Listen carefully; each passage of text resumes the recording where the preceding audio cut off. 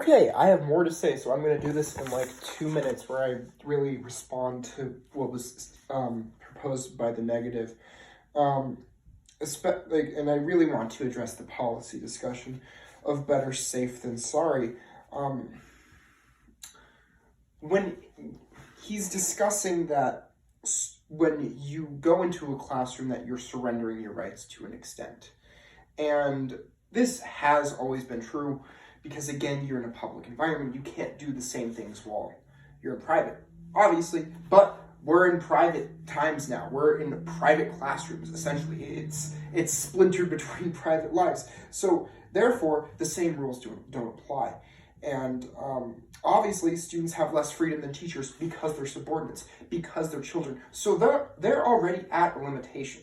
They're already at the mercy of an authority figure. So for us to take the teacher's side presumptively, then that means we are not, we're much less likely to be on the student's side, like with the BB gun, because, my opponent mentioned that he disagreed with it, but he also defended the teacher's rationale to a certain extent of, well, we don't know what's going on. We don't know what's going on behind their private life, and we saw into it. Therefore, we have responsibility, which is fallacious, which is overstepping their boundaries, which is why we have child protective services and police officers, ironically enough, reference to earlier.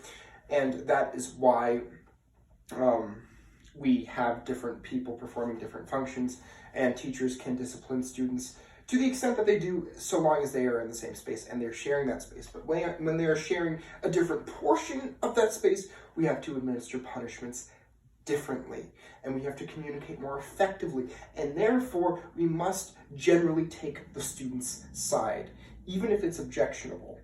Even if it's something we may disagree with, we can then find that out later. If we retain privacy and if we retain what a student can do, then that's how we produce a good learning environment. That's how we get to the best version of the good and the true. Thank you.